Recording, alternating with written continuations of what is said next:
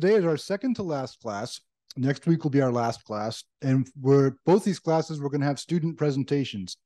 But before we start, I have a couple of things I want to announce. One is just to remind you that these last classes are student presentations, and we have Alexander and Alfred going this week, but Alfred's not here yet, so we'll see if he shows up. But we still have room for one more person next week. So if anybody's inspired by these presentations and wants to present next week, let me know. Second, on December 16th, we have the closing ceremony for the classes, and they're looking for a volunteer to tell other people about what we did in our class. So everyone will be at the closing ceremonies. Only a few people have had experience with this class, and it is kind of different from the other classes. So if anybody would like to, would anybody like to volunteer? I think.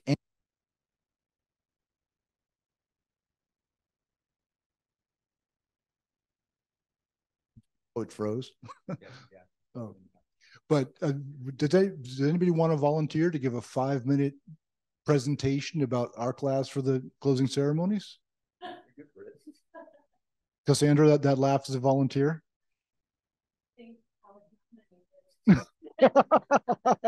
All right. It looks like we have. Great. We have a nominee, Cassandra, on this end. And all right, well, today's first presenter is Alexander. So I will, why don't we all we have some new people here today. So why don't we all, why don't we come around and introduce ourselves? First, the people online. Camilla, you just turned your camera on. Can you say hello to everybody? And remind us what you do, who you are, and where you come from. I come from planet Earth. I think your mic's not on. Oh, I thought it is. No, you cannot hear me still? Huh. I can hear you. Tom, can you talk? Yes. Hi, I'm Tom. I'm in San Antonio, Texas, and just enjoying the class. And I was able to hear Carmela at this end. No, it's not needed here. Wait a second. We have our IT person looking into this.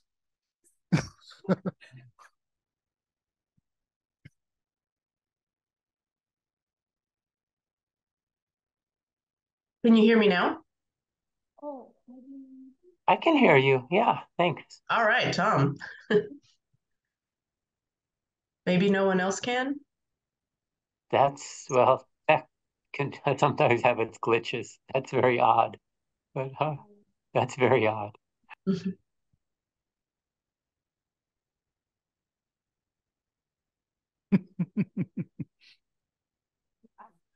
want to try again. Carmela, can you try again? Hello. Testing. Yeah, we can hear you a little bit. Not sure if it's there now. Better. Okay. Thank you. Did Tom want to go ahead and go first, or? Oh, I'm basically done. Okay. Tom, I enjoyed the class. Thank you. Okay. My name is Carmela. I'm from La Habra, California, which is just south of the Silai Temple in Hacienda Heights. And what I do, I am a veterinarian, plant lover, garden lover, earth lover, and animal lover. Just trying to enjoy this course so that I can kind of slow down and appreciate the day-to-day and be present more in the moment rather than worrying about other unnecessary things. That's it. Great. And we also have Tom. Are you there, Tom? Oh, yes. Hello. This is Tom. I'm in San Antonio, Texas, and I'm enjoying the class and just learning as much as I can and trying to put things into practice. Great. And now, I guess in interest of time, I'll hand this off to Alexander because I don't take up too much of his time. But here's today's host.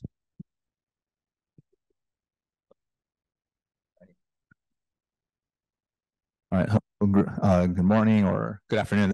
Good afternoon, everyone. My name is Alexander. I've been a part of this class since the beginning, and was asked to give not quite a presentation. It's going to be somewhat informal, but I do want to raise certain questions, certain topics on certain philosophical issues regarding Buddhism generally.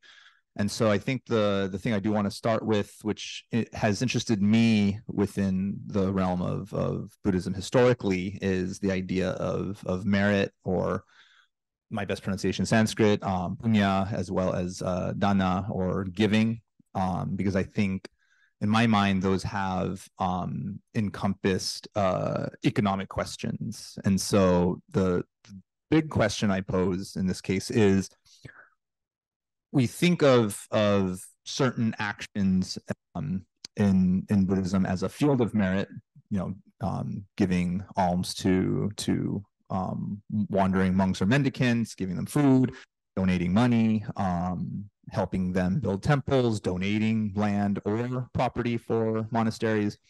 And so then, if that's a field of merit, how is all right, there you go. How is merit an economic field, right? So that's kind of the big,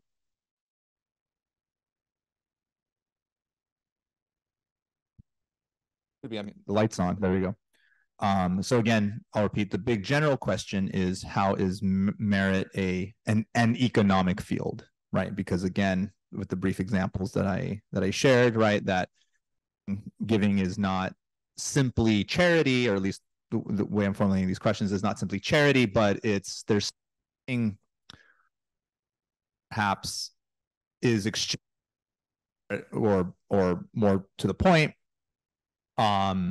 exchange is taking place, right? So in one way, it's not purely charity, right? You're not just giving up something. I mean, one could argue that monks and mendicants are giving up a material life, or are trying to renounce the world, but at the same time must be in the world by engaging with broader society. And their engagement with broader society is through, I would say, through merit for the lay, as well as dana for the lay, and the monastery, the mendicants receiving that. And so again, the big question is, how does this speak to also concepts we've talked about in class regarding emptiness, and regarding dependent origination, all those sorts of things. So the questions that I have. And so I'll repeat to kind of. So again, the first big question is, does merit or punya and dana create an economic field? And then the second question, how does this speak to or relate to emptiness, as well as dependent origination, right? What's the interactions with these things? And so I leave it at that. And so if there's anyone that would like to share anything, whether in or online, and if you're ready to speak online, just unmute your mic. If not, then as I do in classes, I just pick to speak. So yeah, the floor is open.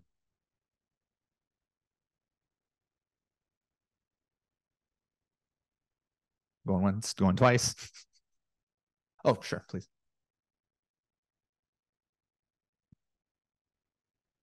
You spoke of merit as being an exchange, sort of like a transaction. Mm-hmm.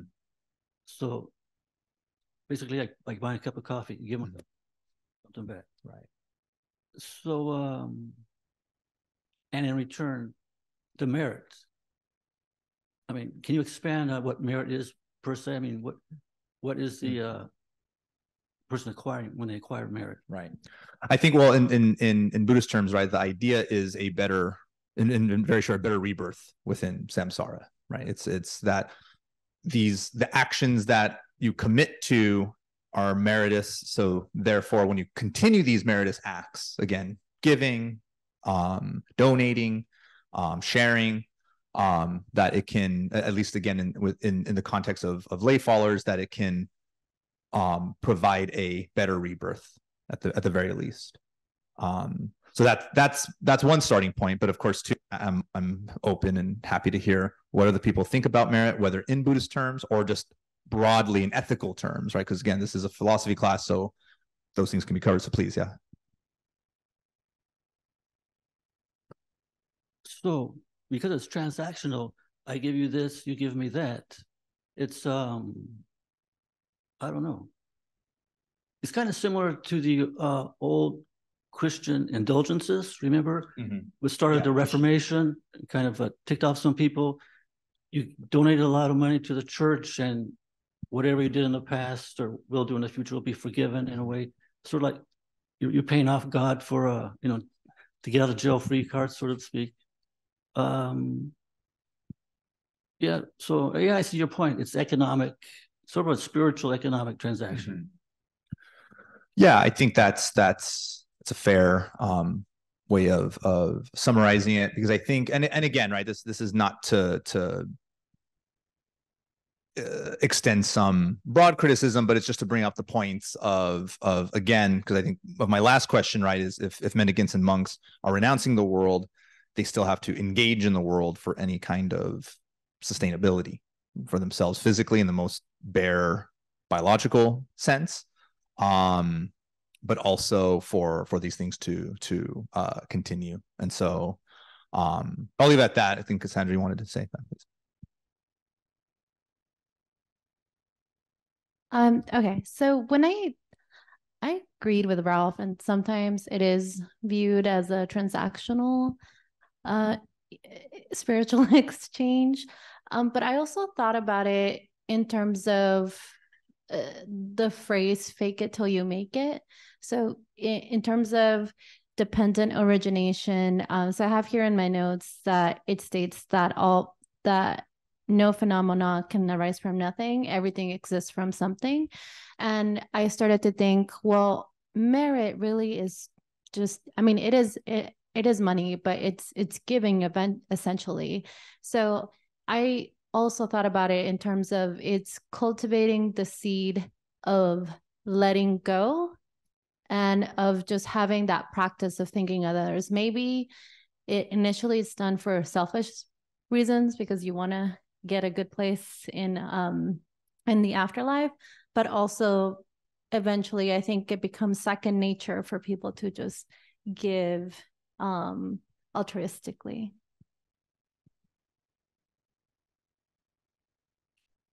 Any other thoughts on that response? Any other ideas? Saka?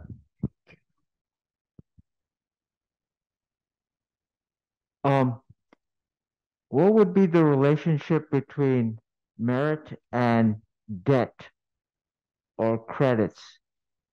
And what is the relationship between psychological interpersonal interactions and cosmological, theological, ethical interactions? Would anyone want to give that a go? Because I don't want it to be a one-person show here on my end. Anyone? Or anyone online? Like, Deborah. So go ahead, Deborah, unmute, and you're welcome to speak on that.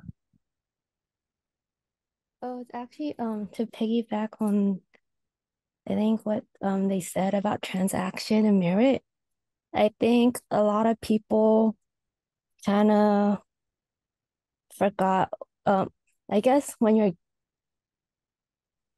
actually found like yourself or the love or God's teaching us to one thing that God's teaching us is to love and have compassion for one another. So when you have love and compassion, you'll give out freely.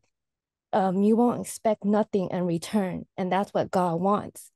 So when you go to whether temple, churches, I think people get the misunderstanding that, if they pay, all their debt is free, all their sin is gone. But that's not what God really wants. Even if you have nothing, you can go to like a sanctuary and God will still feel your presence and blessing. You'll still get blessed. So I think the main idea people's forgetting is that what God truly wants everybody to see is to have love and compassion for everyone. When you have love and compassion, that's when you can give, whether you're at a temple or a church, You'll even go on the street, if you see like a homeless person, you'll naturally give. It doesn't have to be a homeless person. It could even be like your neighbor, your friends, your family, even like the stuff on you. Like, for example, I remember my friend was going through a tough time.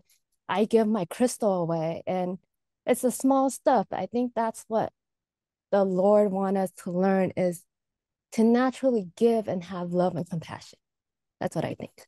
Thank you for letting me share. Thank you, Deborah, for that. Any response to that or questions on top of that? Oh, sure.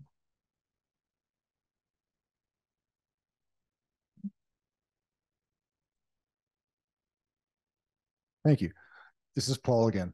I have questions about your questions. So were you saying that donations can be a two-way street, that both people get something out of the transaction? Do you think that donations and the act of charity is always a two-way street? To an extent, yes. And again, even if we think it is for a broader metaphysical purpose, if our idea is, if we want to achieve some idea of, or if we want to achieve salvation, to be saved, to kind of echoing Deborah, that we are fulfilling what I'm hearing, fulfilling what the Lord wants, what God wants. However, again, I'm just trying to summarize the points. Then in a sense, there's something that there's an inclination towards that. So if there's an inclination towards that, then there is at the very least a purpose. And if there's a purpose, then we will continue with donating, with giving, in order to achieve merit, so that it accomplishes, even if there's a broader metaphysical purpose, it's still something that is accomplishing towards that goal. So the puzzle that arises out of Deborah's question is, if there's something gained even by selfless giving, what is it that's gained by selfless giving, giving without the expectation of anything in return? Maybe one way of asking that question would be to think, the monastics give the Dharma to the people who come to the temple, and they give it selflessly without expecting anything in return. And yet, where would the monastics be if no one came to the temple? What's the difference between a temple in Los Angeles and a temple just on the top of a mountain? Do the monastics, what difference does it make to the monastics to be sharing the Dharma with us? Does that make sense? Again.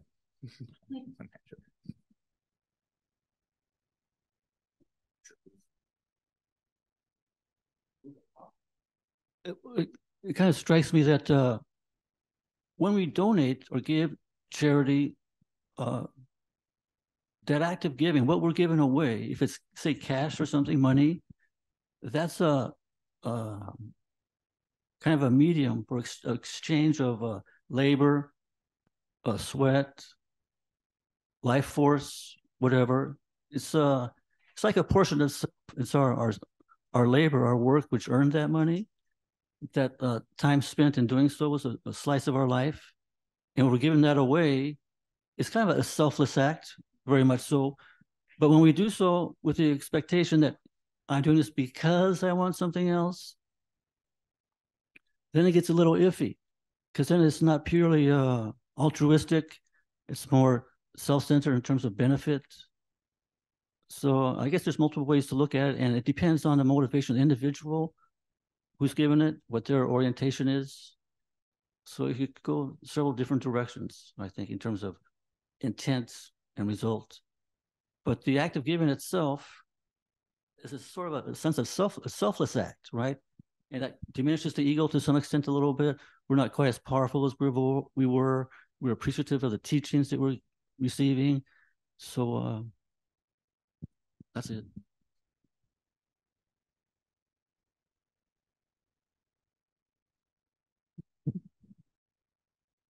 I actually have a question for Alexander. So here in the temple, we I've heard merit used in multiple contexts. One, obviously, giving alms, to volunteer activities. And there's also a merit that I'm still figuring out, but I guess it's when the lay people help guide other lay people to the Dharma. So I was wondering if you could expand on whether you think Buddhism, in terms of making it to a great afterlife, prioritizes one or the other, or is whatever natural gifts you have, that's what will be accepted.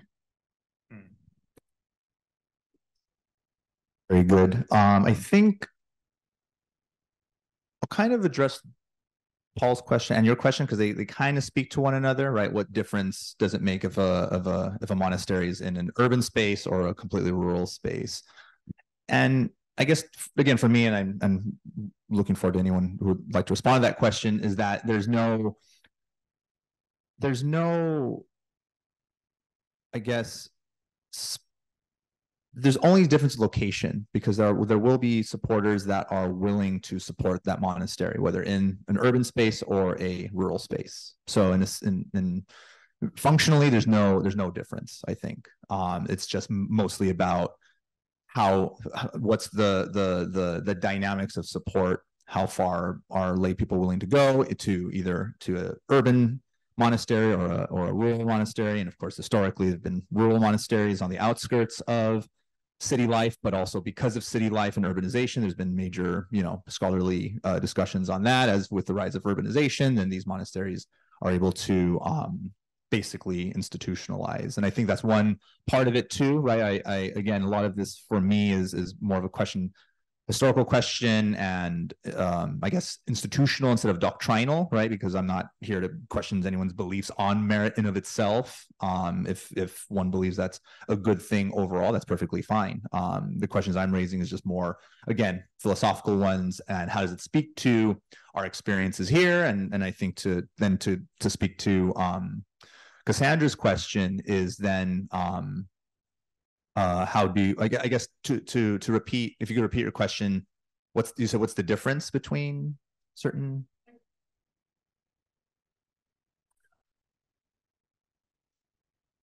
Oh, right.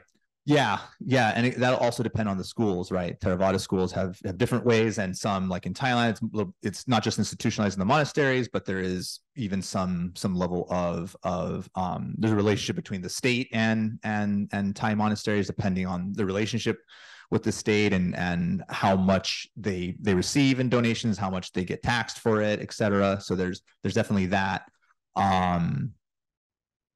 And I think to questions of an afterlife or a better rebirth, it just also depends on the schools. There's Pure Land schools that believe that, yes, you'll get to a Pure Land by doing various practices, and so I would just say briefly, yeah, they do have slightly different ways of or they have different views of merit, but at the same time, the key thing, I think, is a lot for lay people to be able to reach some kind of salvation, or at the very least balance their ethical choices and practices. And so I'll just leave it at that, if that makes any sense. And if, again, and anyone's willing to respond or want to respond, or questions. Well, I can respond. There's a Carmela. Carmela, please. Hi. I do have maybe just a question or a comment. I'm not really sure, but this merit kind of speaks of like internal versus external validation. Like, I feel like in my profession, I do what I do because I love doing it. It also helps me, maintain my home and, feed my pets and myself. But there is that core feeling of, I guess, internal validation that I'm doing something for the greater good, like beyond myself. It does fill my cup and fuels my soul. But I wonder if, from what I've witnessed, having been raised like, traditional Roman Catholic, I see it, even in my own family. my dad, loves to give, but then there are certain choices that he makes, whether it's with his, the words that he speaks or the actions that he, expresses that go against that, that religion or that feeling of doing good. And it kind of does speak to the whole, oh, I'm going to give and, pray on Sundays, and I'm going to give at church, or I'm going to give through the mail or whatever else he does, in a sense to like purchase his ticket, right? to get into heaven or wherever he's going to go. But then it's like he forgets that, you have to still maintain those same values of, giving through kind words and giving through your actions on a daily basis. It doesn't, it doesn't just buy you a ticket and then it's a free for all, like you said, get out of jail free card.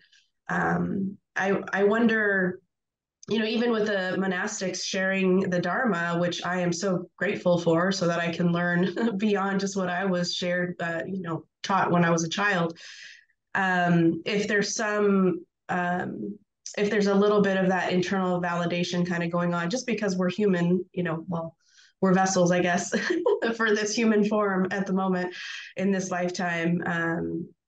Is that something that you've noticed, that, even with the monastics that are sharing something as powerful as the Dharma, is there still some, purpose of internal validation?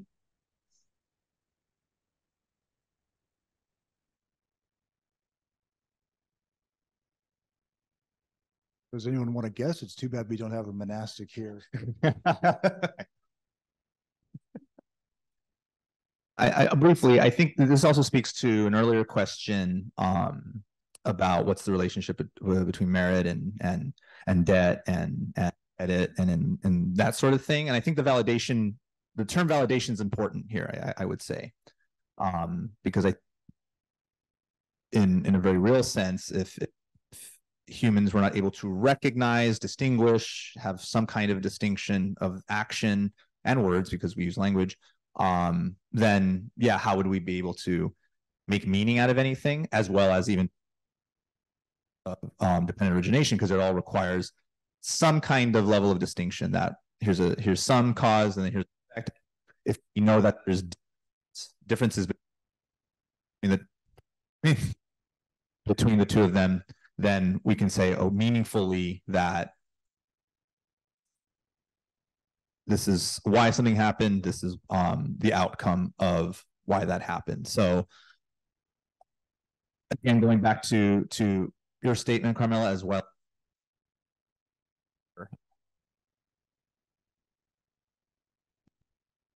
Whether it's just another word for debt and credit, in a sense, yeah, because it speaks to those questions that, in order for any differentiation to take place, if feeling owed is a tough thing to wrap our heads around, then at the very least, that I did this, they're doing this, outcome will be this. And then we get into the bigger problems of expectations, right? If we expect salvation and we don't get it, well, then we have to deal with that perhaps in our death. But more importantly, I think it's a key word there. And again, this isn't to say or diminish anyone's processes of understanding the Dharma. It's not what I'm trying to do. What I'm trying to do is understand the concept in this particular way, because historically, and to Sandra's question, it has been understood quite differently among different schools, but it has also meant, major monasteries being the size that they are, including Shilai. And that's not inherently a bad thing. It just means that it speaks to the things that we do. That.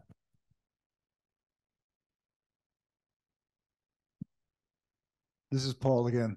I always try to simplify things, so stop me from oversimplifying things. But it seemed one of the questions we had was how do different kinds of gifts compare? How does giving the Dharma compare to giving cash, for example? And it seems to me that it seems fair to say that there are a lot of different kinds of good. A lot of things are things can be good in a lot of different ways. And, we could wonder sort of in the abstract, what's the best kind of good? But any particular moment in time, some things are going to be more necessary than others. So an example, it's kind of a long story, but I'll tell it because I think it's funny. The first time I saw the master, I think it was probably about 30 years ago. He was coming here and he was going to give a series of talks. And one of them was called Practicing Buddhism in Everyday Life. I said, oh, that looks interesting. I'll go to that one. So I went to that talk and he spoke for about an hour, and he spoke almost entirely on fundraising. And he said, don't just ask for money. First, identify people you think are likely donors, and then figure out how much you think they can give, and then ask them for a dollar amount. Don't just say, would you like to give to the temple? And I was sort of horrified. I was sitting in the back, and it was funny because it went on for an hour. And after an hour, he said, you might have been surprised if you came to a talk on practicing Buddhism in everyday life. And I spent the entire hour talking about fundraising. And I thought, yes, I was surprised. And he said, if you care about Buddhism, you believe in spreading the Dharma and alleviating human suffering. And if you take that project seriously, you have to take seriously the steps needed to be taken for us to accomplish it. And right now, fundraising is job number one. And I thought that was so smart. That even if, in theory, gifts of the Dharma are better than gifts of money, for this person, this time, they need money. They don't need Dharma. Dharma isn't going to feed them right now. So it's sort of a philosophical question about what goods are the best goods, but there's a much more practical question, an expedient means question of sort of identifying what are the necessary goods at this particular moment, at this particular time for this particular person. So given the sort of diverse state of the world, and some of us are in fortunate positions where we can actually benefit from sitting around talking about the Dharma on a Sunday afternoon, but other people need to pay the rent, or God forbid they're Israel or Gaza or something like that, and this is not a priority for them. So we've got this kind of world economy of different kinds of goods where there's greater supply or demand of different ones in different places. And it's a very, moving things around and getting the right kinds of gifts to the right places at the right times is the complex question that we're dealing with. But you raised in the very beginning, that picture sort of makes sense, this kind of global economy of goods, one of which maybe theoretically the most important of which is the Dharma, but that's not always the most important in any particular place and time. You also said how that correlates to the notion of emptiness, because if things are empty, then in what sense are there goods, and are things necessary if it's all empty? Was that the question you meant to be asking at the beginning? Yeah, it was. So then, yeah, if we have this side of it, everything that we've just sort of summarized and summated, then into another abstraction, right, is then how does this relate to a major component of Buddhism, which is emptiness? And again, if it seems paradoxical, what are the things that make it practical? What could be the things, the literal things, or the philosophical things that can relate to emptiness? I mean, I guess for me, I sometimes think of it of a metaphor of filling things in, right? So if we have emptiness, then the idea is, do we fill it? Do we fill it with anything? And what we've been talking about with merit as an economic field, as a metaphor for validation, for a metaphor of debt, ethics, whatever it may be, and to also your earlier about the master's talk about fundraising, right? Expedient means to get something, and in this or to achieve something at the very least. So then again, in my view, it's to fill, again, continue with the metaphors, to fill emptiness, not because it needs to be filled, but it is the capacity in which it can be. Otherwise, then we would be then interpreting or misinterpreting emptiness as something without, as opposed to possibilities within. It's one way we want to phrase it, but again, open. That's why I asked the question too: how does this relate to emptiness? You've been very quiet, Raymond.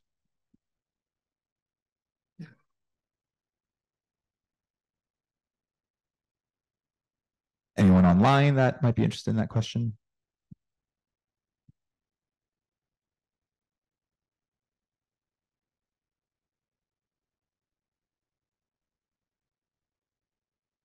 Oh no, it's just yeah, there you go. Because I think Carmela. Go ahead, Carmela. I'll give it a shot. Why not? For me, like, yeah, emptiness, I think ties back to the whole internal validation. Like, we're trying to fill that void that may be within us with finding purpose or finding meaning and connection with other humans and other belief systems and whatnot. So I feel like the whole, donating time, money, effort, whatever it may be, goes back again to dealing with that feeling of emptiness. I know we spoke of emptiness in a different sense in one of the sessions. I can't remember, it's all kind of a blur right now, where it's like, I can't remember exactly how Dr. Paul had put it, but if he can remind us, that would be great. But also, again, I just feel like it goes towards filling that empty void within us at times, and feeling like you do have a direction and you're part of a bigger, collective process.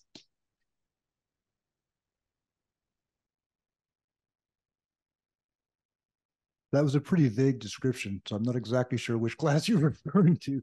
But I'm guessing we were talking when we were talking about the perfection of wisdom sutras and Nagarjuna, and about the idea that emptiness and form are the same thing. Emptiness just is form, and form just is emptiness.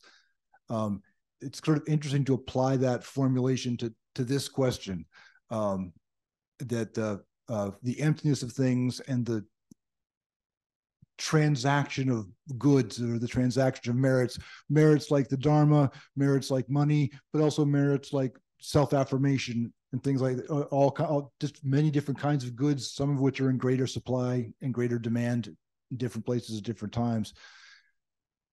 How that is the same thing as emptiness. So I can't really wrap my mind around that myself, but it seems like that might be somewhere in the direction of a solution.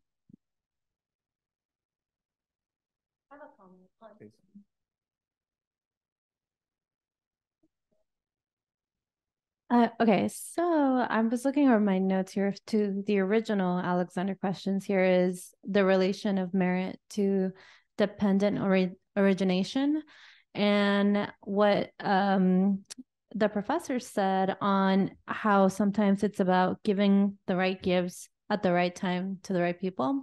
It made me think in political science, we have this problem, which is a redistribution dilemma and a collective action dilemma, where, yeah, you can give $1 to someone in need, but if everybody gave $1 to that same person, the effect would be compounded in terms of that. So in terms of how it relates to being an economic field, is because everybody's giving to the same temple or professing the same dharma, it sort of creates its own compounded effect on everything around it. So that was my 2 cents on that question. Anyone else? Yeah, because I'm happy to respond to that comment, as well as the question that Dr. Paul raised, and kind of summarizing, because to both clarify the question about how does it relate to emptiness, because if emptiness is form, if we're going with that formulation, meaning that emptiness and form again relate to one another, they're dependently originated, and that there is some level of structure that then can be kind of, how I think about it, can be morphed, changed, right? Because if we use the brief example, a table is not a table until it's constructed as such and normatively described as such. So meaning that a table is a table because we all have agreed with the language to say this is a table, and it's these components. So it's all of those components that constitute the table. So that requires all this other normative language on top of then the final outcome, if you will, or product, the table. And so certain sense, that's why I had asked that question, because how does a field of merit and then a merit as a economic field is able to maybe regenerate or construct that field in a sense, right? So then it's that process, that meritus process, that allows us to like I said, fill in the emptiness. But again, I'm not thinking of emptiness strictly as a void, right? But I'm thinking about it more of how does it relate, and in a sense, how does it suspend in a certain way, perhaps enter into emptiness, or perhaps, to speak about it more doctrinally, how does then we enter into the Pure Land, or out of samsara, or something like that. And I think to your point about how, if you're giving one much to the other, then in a sense, kind of also historically with any monasteries, Buddhist or otherwise, they become basically concentrated spaces of finance capital, and they're able to use the money or gifts or monastery in any which way they choose. And so it might be a problem depending on which country or state is dealing with them. But I think for monasteries, it becomes a basis of wealth, but also perhaps can be redistributed, so that in that way, then it comes back, if you will, so that if you're able to donate, then the Dharma can be promulgated properly in a way because you have the resources. But if it's too concentrated, then perhaps certain actors, whether state actors or otherwise, are not going to necessarily like that. And of course, obviously, things have changed over centuries. But point is that I guess that it would never be too much into your comment. Though historically it has been, but I'll just leave it at that.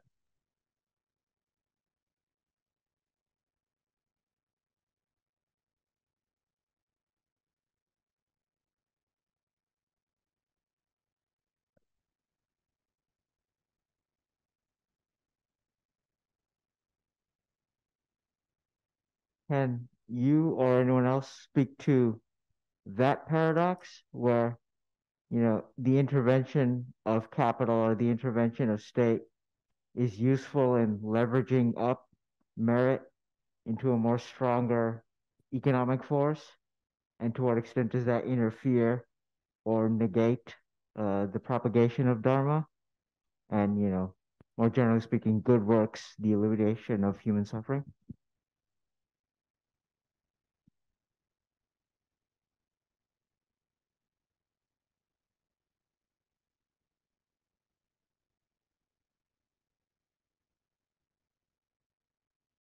Just to make sure I understand the question, are you asking if some authority, like a state, for example, wanted to encourage the sharing of the Dharma, say by rewarding the sharing of the Dharma with tax breaks or some other kinds of rewards, that would undermine the practice of giving without expectation of reward?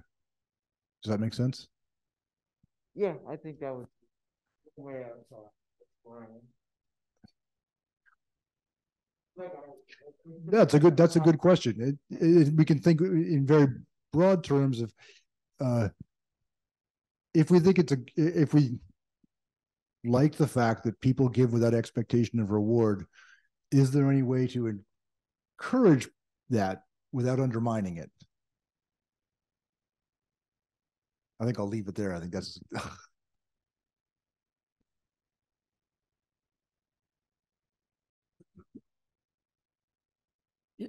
Yeah, just to question the basic concept of, or my understanding at least, of merit. So, is the expectation of receiving something when you give truly giving? If you're expecting salvation, or your friends to say, hey, he's a cool guy, he gave some money or whatever. If there's any payback involved, is that really meritorious giving? I mean, to do it selflessly without expectation, payback, now that's true selflessness. But if I'm doing it because, hey, there's an accountant somewhere in the sky who's keeping track of all his stuff, and I'm going to hit the jackpot someday, hopefully, I mean, that's a whole different question. But then merit is just one aspect of life, right? So a person can have a pretty despicable life and still be charitable. So what happens to him in terms of his chances of a more fortunate rebirth? I mean, somebody probably sorts that out, but it's an issue. Is merit, I mean, is giving of itself and the resultant merit enough to ensure a person has a better life next go around? I don't know about that.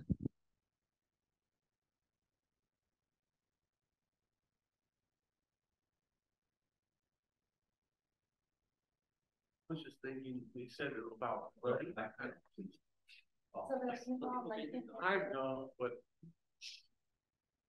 I'm not sure.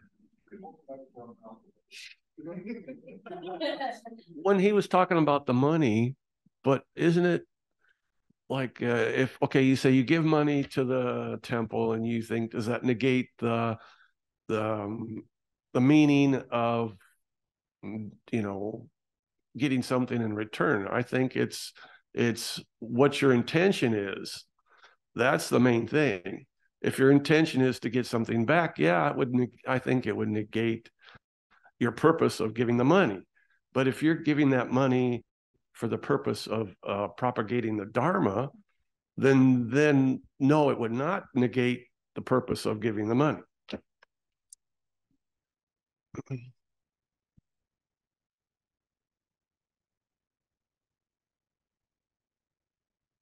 Paul again.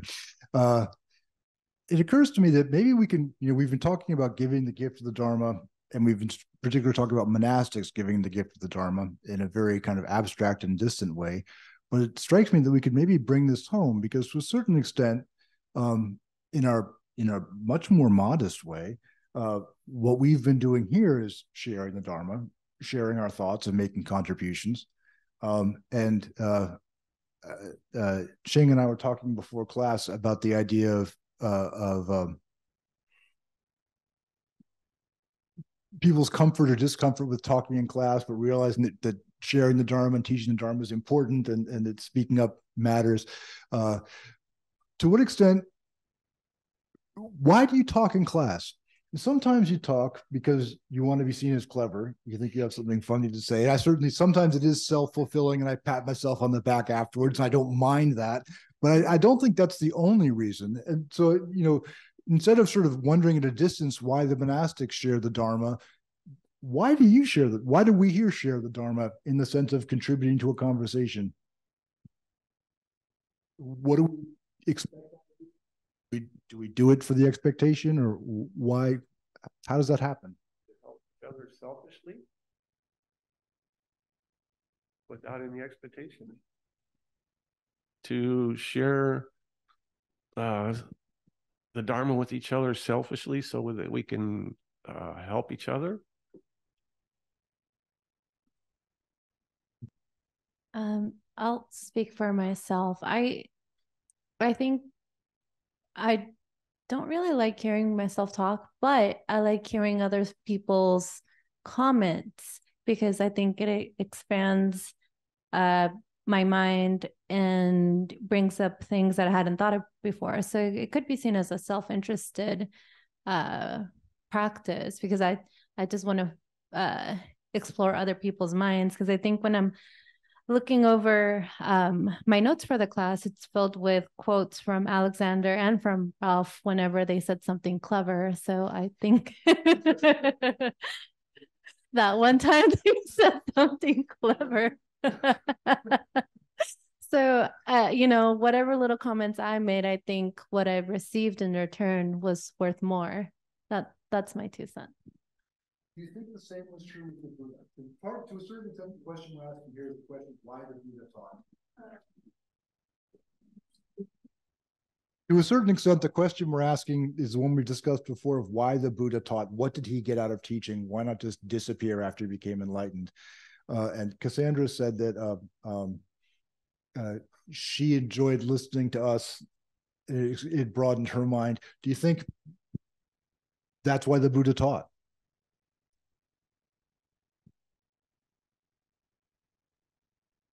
No. I mean, his mind was pretty broad already. I mean, I don't think he had anything more to gain, at least in my imagination. It could be otherwise. But that was pure altruism, probably. I mean, he didn't need the strokes or the donations or anything. He was in the perfect place already. I don't think the world had anything more to offer him, at least in my understanding.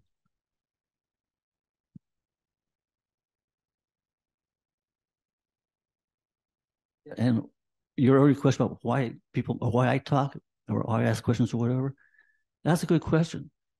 I probably shouldn't, because it's just polluting the environment by ignorance. But it's a good way to surface one's ignorance. I mean, you don't know how bad your idea is until you speak it out and you get some reaction. You might think you're pretty clever, but you need a reality check once in a while, and that's what I'm after.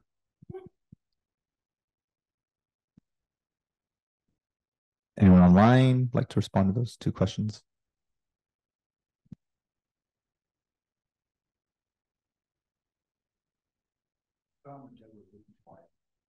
Tom or Deborah, interested in answering those questions? Why do you share anything? But also in this class, why do you share your contributions? I actually don't like sharing, but my job is to teach people, so I guess that's why I share.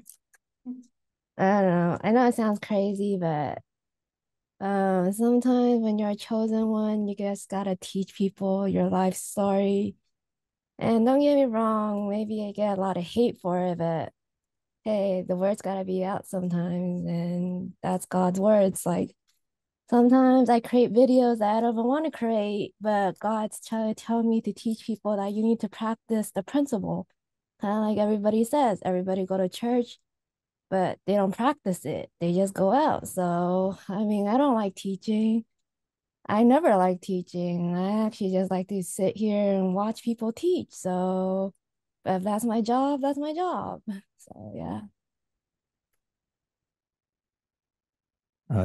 Tom or Carmela, Yeah. or Oh, Tom, thanks. please. Yeah, no, thank you very much. I mean, I think what someone said previously is, yes, until we actually verbalize, and the professor had mentioned that, until we actually verbalize what we are thinking, we don't quite articulate it, or it doesn't make sense to us perhaps, or to others. So I was thinking about the economics and merits of giving. I thought that was really good because we tend to think of, like, what's the physical world that we have, the capitalism and I guess my first thought was, money as sort of a resource, right? That we invest in other things, and we have like disposable income. I remember when I was first started making money, and people use that concept, well, or investable income. Where do you put that? And part of what I was feeling, one of my reasons for giving is it's sort of after the fact, like after I've had a class or attended some ceremonies and say, I'm in the ceremony with everybody and everyone's chanting and I'm getting these uh, good feelings, being very interconnected with other people.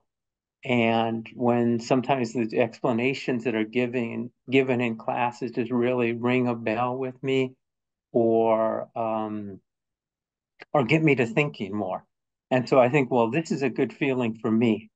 I think this is helping me practice. And I have an immediate return after hearing the Dharma or chanting, and so then I think I also teach for a living. And so then I think, well, then other people must enjoy this. It's one of the reasons I like to teach is, I've had so much fun with what I'm doing, and it's helped me in so many different aspects of life. And so that's part of one of my, why I like to cultivate giving, and I do sort of feel like it's interesting, but I do feel like when I give, feels like it's a moment a moment of interconnectedness, and I'm sort of cultivating thinking that way, so it becomes automatic. Because there are still times, frankly, I give to the same organization, say, and you're like, sometimes I'm giving wholeheartedly, and someone's like, oh God, they want money again. There's a different, there honestly sometimes it feels more altruistic than other times. So, and I think just moving in that direction. And I really liked what Carmela mentioned. It's not just giving money, you know, it's also the kind words. And teaching, I feel like I do that more, you know, try to teach and what to leave in, what to leave out, how much to help a student within that. And I do think that the Dharma is there in whatever anybody is teaching anywhere. You know, it can be taught in a way that brings people together. Let's say it's not just a skill, but there's an ethics behind it. So that's just some thoughts. Thank you, Tom. I think Carmela wanted to share. I'll make it quick since we're at the end of the class. I too have in this profession been like an educator at both like the veterinary university level and you know, directing for a technical college for vet techs. And my joy in sharing my knowledge just comes from, you know, seeing other people learn about what I'm very passionate about, and helping other, and, you know, extending that ability to help other animals. And so I feel like that's kind of where, you know, sharing the knowledge, sharing the Dharma kind of comes from, is because you know how great that is and you want other people to feel that same joy or happiness or finding their purpose or finding their path. And so that's the joy that, you know, comes to me when I share the knowledge that I have about, you know, animals and health and nutrition and all that great stuff with, you know, other people who want to learn the same thing. So yes, it also helps pays the bills, but at the same time, you know, I'm lucky enough to be able to still teach and educate even in the hospital setting now without having to rely on, you know, a paycheck essentially, to be able to spread the good word, I guess you will, if you will. And I've definitely experienced that too. And, you know, in Catholic churches, sitting there and, you know, hearing the sermon for an hour of, you know, or maybe not the whole hour, but the 20 minutes of, yeah, you need to donate to the church because we're going to build this and we're going to do that and we're going to have this section. And I understand the need as a, you know, for a business to, you know, have money coming in to be able to create those settings. But it does kind of leave a bitter taste in your mouth because you're there to receive like a, I don't know, earth shattering, life changing message. And then it kind of just feels like they're just, you know, asking for money. I mean, that's one of the reasons why I've been turned off a few times from going to church, you know, my typical church on Sunday, or in my experience, typical. Thanks. Thank you. Yeah, so we'll wrap up. Again, thank you so much for everyone's contributions, if you will, and sharing their insight and such. Thank you to Dr. Paul, and if you would like Dr. Paul to, I guess, okay, yeah. So again, thanks to everyone. Appreciate your patience. Appreciate your sharing. And now I'll turn the mic over to Dr. Well, it's fascinating. We covered a lot of territory. The whole idea of thinking of merit as a kind of exchange, and then connecting that to cause and effect and why we give and why people teach. And then the idea of cause and effect kind of related it all to emptiness. So it's all making a lot more sense in my mind than it was at the beginning. So I hope you all had as interesting a time listening as I did. And thank you, Alexander, for being our first example of a student leading. Next week it'll be Cassandra, and we do have time for somebody else. If anybody else wants a slot, you could email me. And Cassandra's also going to present for us at the closing ceremony, so she's very busy. And unless there are any more questions from our audience at home, are you guys all set? Well, then next week, Cassandra will be talking to us about physics, correct? So we'll be doing Buddhism and science next week. Quantum physics and Buddhism. So we'll see you all at 1 o'clock next week. Thank you very much. Bye-bye.